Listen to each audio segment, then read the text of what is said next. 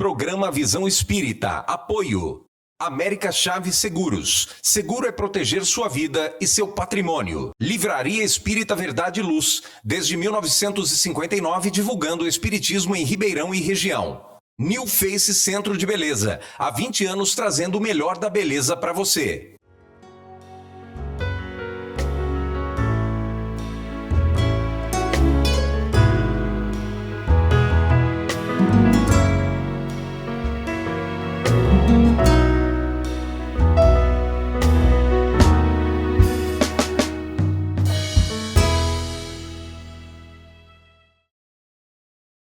O programa Visão Espírita pede licença para entrar no seu lar, levar-lhe uma mensagem de fé, de otimismo e muita esperança.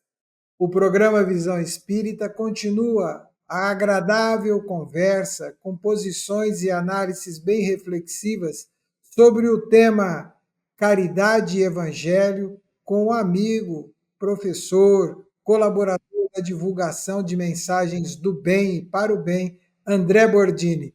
Bem-vindo, André Bordini, a esta segunda edição, ou como disse, o retorno do programa Visão Espírita sobre o... Nós estávamos falando sobre o perdão, né? Do perdoar, né? Justo, sobre o perdão. Né? E eu creio realmente que, voltando, né, a vida, o poeta Manuel Bandeira, no texto Passárgada, né, ele diz assim, em Passárgada, a vida é uma aventura de tal forma inconsequente que Joana, a louca de Espanha, venha a ser rainha e falsa demente, venha a ser contraparente da nora que nunca tive. O que ele quer dizer com isso? Que a vida é absurda. Você acha que está tudo certinho, você fez tudo certinho, que vai ser do jeito que você fez. A hora que você dobra a esquina, vem lá ou uma coisa maravilhosa te surpreender, ou uma coisa dolorosa te surpreender. Não adianta fugir da vida. A vida é sempre esse encontro entre o nosso caminhar e o imprevisível, aquilo que vem que a gente não sabe o que é, e não sabe até quando. Então, viver é uma viagem com retorno certo, sem data conhecida para a passagem de volta, de maneira que eu tenho duas formas de viajar. Viajar carregando malas, bagagens terríveis, pesadas. Para onde eu vou? Eu tenho que levar, e aí desfaz a mala, faz a mala de novo, né? Isso é a ofensa, a mágoa, o jeito difícil de ser. Há dois tipos de pessoas no mundo, pessoas fáceis e pessoas difíceis, né? A pessoa fácil é como água, sabe? A água, ela se oferece, né, em mananciais, bicas, fontes, cachoeiras, rios. Ela alimenta o gado, alimenta as pessoas, ela limpa as coisas, ela fornece a planta, né? Precisa água, chuva, criadeira, né? A água é maravilhosa. E depois que a gente conspurca com a poluição, acaba com a água, transforma naquela coisa suja, depois de um tempo, ela, né, por bênção divina, ela mesmo se alimpa e vai se distribuindo farta para todo mundo. Ela não olha para quem ela se oferece, né? Para o rico, o pobre, o jovem, o velho, né? A mulher, o homem, o preto, o branco. Essa é a água. Há pessoas que são como água. São pessoas boas e fáceis. E há pessoas que são como vinho. Às vezes até tem são caras, custam muito caro, tem uma sabedoria arrolhada, né, no seu saber, no seu intelecto, no seu luxo, na sua cultura, ou no seu poder, no seu dinheiro, nas suas convicções. E assim como o vinho, se oferece apenas para poucos em pequenas doses, em pequenos cálices, em ocasiões especiais, e não combina com qualquer comida, nem com qualquer. Então, a gente escolhe se quer ser homem água ou se quer ser homem vinho. Mas tem outro tipo de homem também, que é o homem vinagre.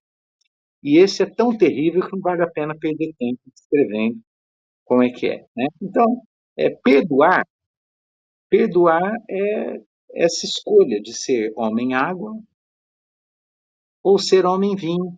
Quando a gente perdoa, a vida fica melhor. O escritor Nelson Rodrigues tem até uma frase engraçada.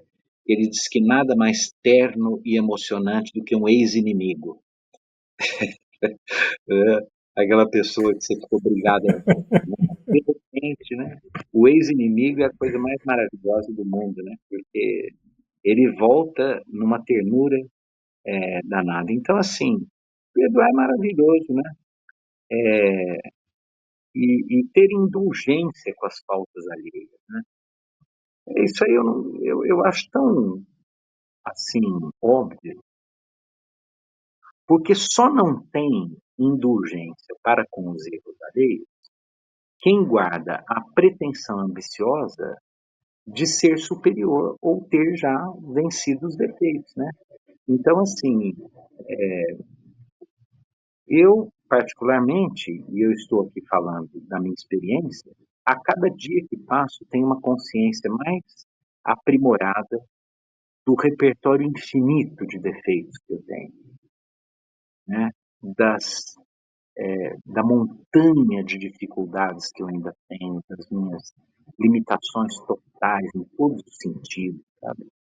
Então, assim, eu olho para todo mundo com o olhar da compaixão, porque eu acho que a condição humana ainda é uma miséria tão grande, sabe? Nós somos seres ainda tão miseráveis em todos os sentidos, inclusive físico, né? Sentido físico mesmo, né? Nós somos assolados pela doença, pelo envelhecimento. Chega um momento que a gente não controla mais xixi, cocô, perde os dentes, perde a visão, não anda mais, depende de tudo, né? Se a gente não tomar banho, não escovar o dente, a gente solta um odor insuportável. Quer dizer, a nossa condição física é uma condição miserável. A nossa condição espiritual, como eu falei aqui, ainda é muito rudimentar, né? Quer dizer, a gente até consegue fazer um benzinho aqui, gostou benzinho? Fazer um benzinho, faz um benzinho aqui, mas ninguém bom, né? Igual Jesus, né? Entregue tudo que você tem para o sustento dos pobres e me siga, né? Não tem. Até aqueles monges, é interessante que os monges fazem voto de pobreza, né? Aí os beneditinos, né? Aí eles vão morar num palácio de 550 cômodos lá na Europa, comem muito bem, tomam bons vinhos, mas tem voto de pobreza, né? Então, assim, até os beneditinos, etc. Então, assim, esse negócio de ser, imitar o Cristo. Então, assim, a ideia é assim, imitar o Cristo, no sentido que o Platão chamava de a mimesis. O que é a mimesis? A mimesis é a imitação, né? É a capacidade de você imitar. Ele dizia que o teatro grego era um problema porque as pessoas viam aquela tragédia, saíam dali e iam imitar, né? A mimesis, o mimetismo. Já Aristóteles dizia que não, que o teatro grego era importante porque havia uma catarse, havia uma tragédia e como o teatro era trágico, o sujeito saía dali e não precisava fazer uma tragédia porque o teatro já satisfaria o seu desejo trágico, né? São duas posições que não chegaram à conclusão filosófica até hoje. Mas esse mimetismo em relação ao Cristo, imitar Jesus é muito difícil. Então a gente consegue ser bonzinho, fazer um bonzinho, um benzinho aqui, outro benzinho ali. Mas radicalmente bom, nós estamos longe. Então não somos caracterizados ainda por essa miséria espiritual, essa miséria física. Embora boa parte de nós já tenha se libertado do desejo de ser totalmente mal, o que é uma vantagem também, um progresso. Então, que bom, né? que a gente não seja capaz mais de bater em alguém, de ferir em alguém, de dar um tiro em alguém, de dar uma facada em alguém, de roubar alguém, de sequestrar alguém, de raptar, de fazer o mal, de corromper, de humilhar. Então, assim, se libertar do desejo de ser mal, pelo contrário, se incomodar com aquilo de mal, ou de indiferente, ou de difícil que ainda há em nós, me parece que é um progresso ético e moral da humanidade. Agora, alguns espíritos dizem que nós precisamos, às vezes, de séculos, milênios de reencarnações para evoluir um pouquinho, que a nossa evolução é lenta, lenta, lenta, lenta, lenta. Então, Sim. assim, nós precisamos, às vezes, de milênios para evoluir um pouquinho, mas como nós estamos condenados à eternidade, nós não temos escolha, né? E essa eternidade meio angustiante também, porque nós não sabemos, né? Eu costumo dizer, brincando, mas falando sério, os gregos traduzidos pelos latinos diziam ridendo castiga-te mores. Rindo a gente diz as coisas sérias, né? Eu costumo dizer que a gente reencarna para descansar de si mesmo, né? Porque seria insuportável a ideia de você passar a eternidade tendo que lidar com apenas você no mesmo lugar, com os seus demônios, né? Com as suas dificuldades. Então, me parece que eu gosto, eu amo a ideia da reencarnação e acho que é por isso que eu acredito muito e torço e desejo e acho o máximo, porque seria insuportável ser um só para a eternidade. Aí a gente reencarna, esquece tudo, vem bebezinho, acha que é tudo isso aí mesmo, e muda, e conhece de novo, e vive outra experiência, e faz outra viagem. Então isso é maravilhoso, né? Você falou assim do evangelho ser uma caridade, né? Eu acho que a reencarnação é a maior caridade que existe, porque seria insuportável não reencarnar, né? Então a gente vem para viver outras experiências e descansar de si mesmo, porque ficar entregue a si mesmo pela eternidade seria enlouquecedor. Então eu creio que nós voltamos e vamos crescendo um pouquinho, né? E nos aproximando do que é bom, do que é bonito, do que é delicado, do que é sensível, e aí a nossa alma vai se aprimorando, né? Então já é muito bom que as coisas ruins, inclusive dentro de nós, nos causem repugnância. Isso já é um dado bom, um dado positivo. André, Paulo, na primeira epístola aos Coríntios 13, ele vai escrever, aspas, agora, pois, permanecem a fé, a esperança e a caridade. Estas três virtudes, porém a maior delas é a caridade. Fecha aspas.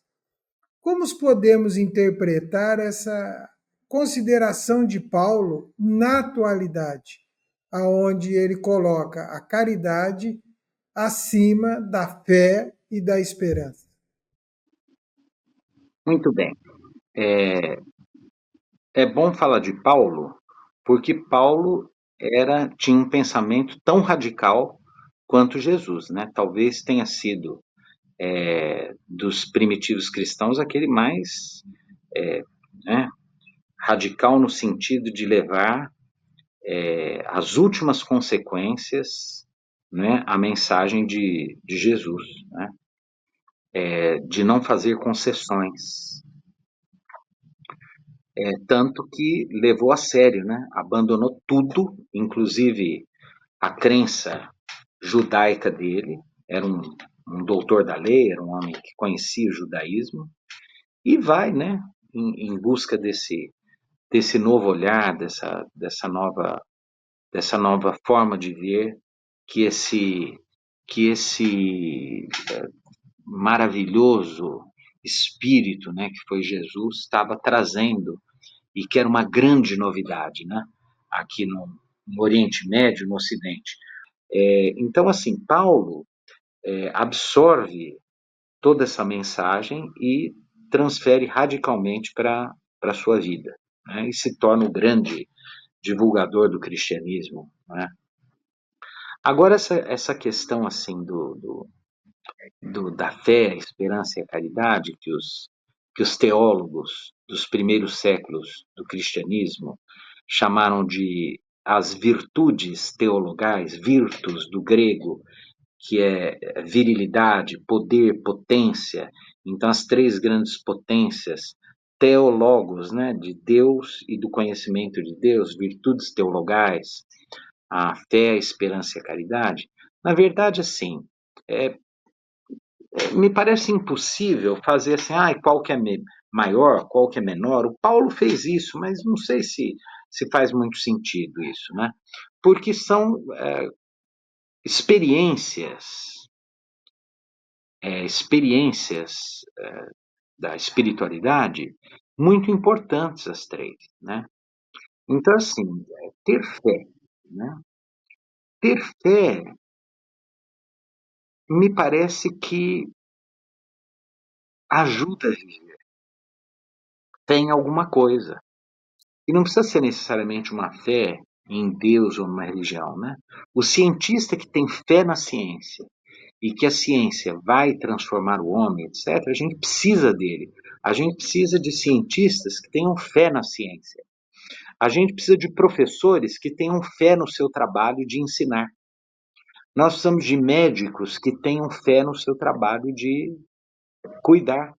Nós precisamos de artistas que tenham fé na capacidade transformadora da arte para tornar o mundo um lugar melhor habitável. Então, assim, ter fé, o sujeito que planta, ele precisa ter fé que vai chover no tempo certo, que vai fazer sol no tempo certo.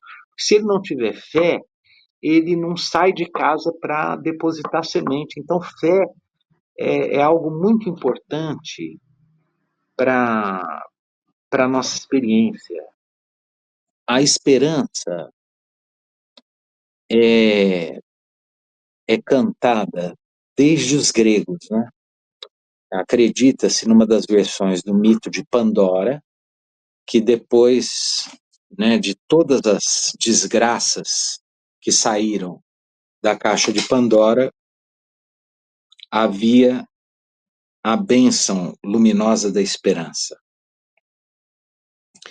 É a esperança que faz com que as pessoas não desistam.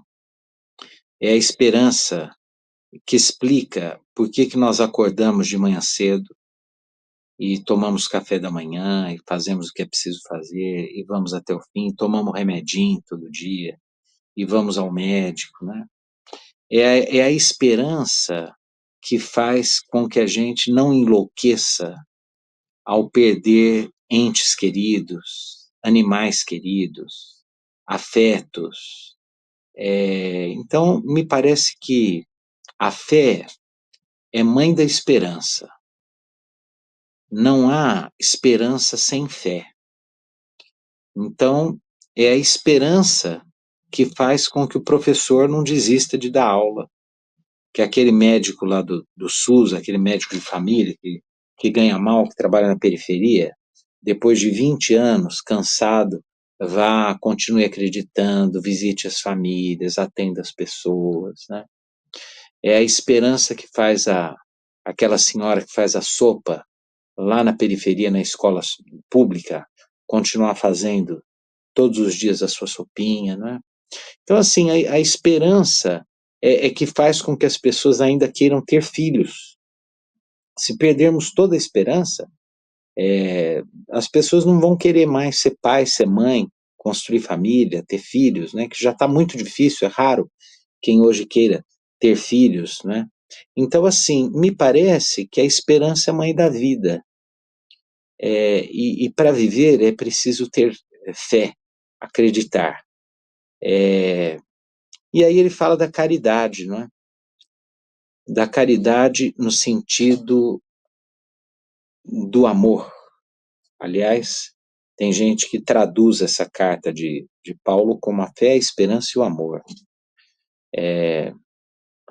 E o amor é o que, como diz lá no Evangelho, segundo o Espiritismo, na lei do amor, é o requinte do sentimento, né? Se diz lá que no início o homem só tem instintos, mais evoluído tem sensações, tem sentimentos, e o amor é o requinte do sentimento, né?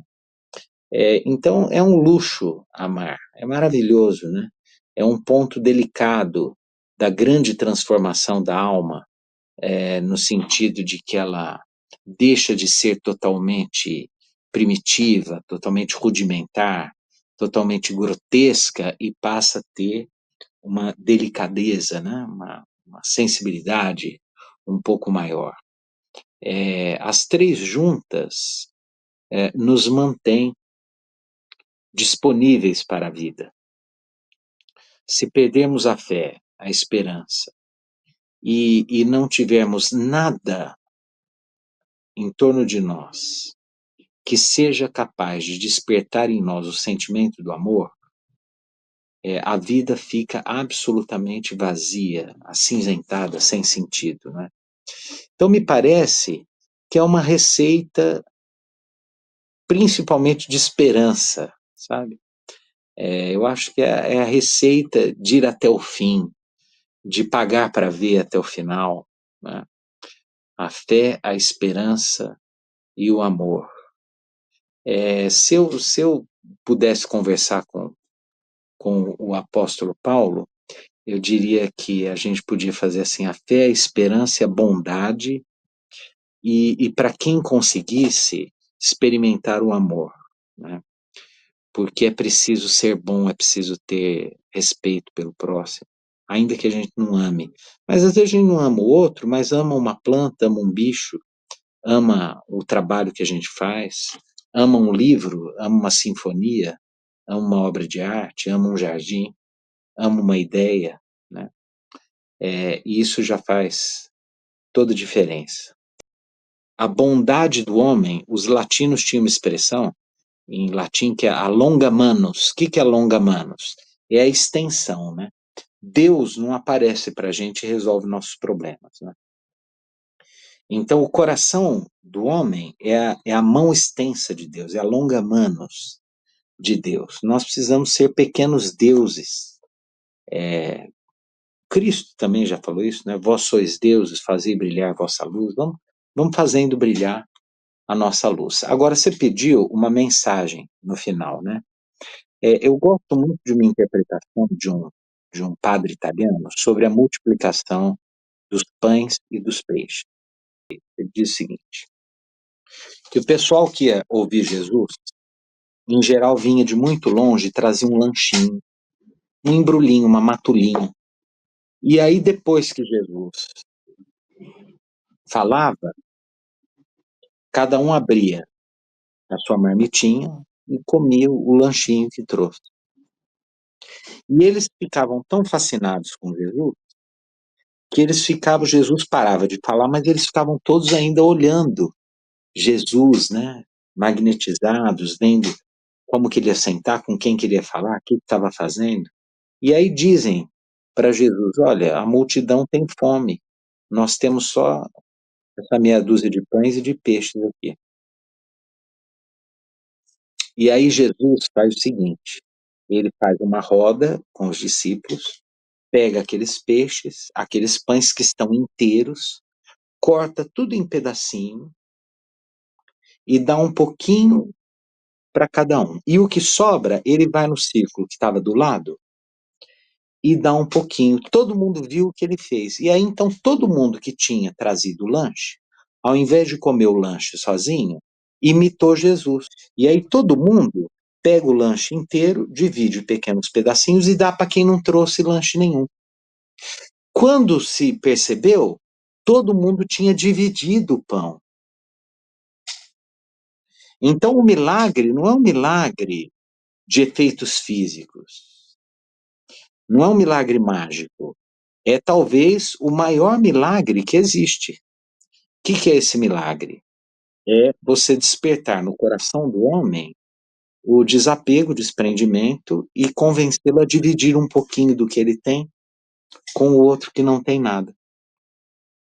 O milagre de afastar o homem desse sentimento de posse, desse egoísmo, de querer ter, dessa concentração sem necessidade, é um milagre maior do que o milagre mágico. Porque tocar no coração do homem e fazê-lo compartilhar do pão, do corpo e do pão da vida, da alegria, né? Compartilhar o pão e compartilhar a alegria, o saber, né? É um milagre extraordinário, né? E como diz, de novo, o poeta Vinícius de Moraes, para isso fomos feitos, para a esperança no milagre, para ver de perto, cara a cara, a face da morte.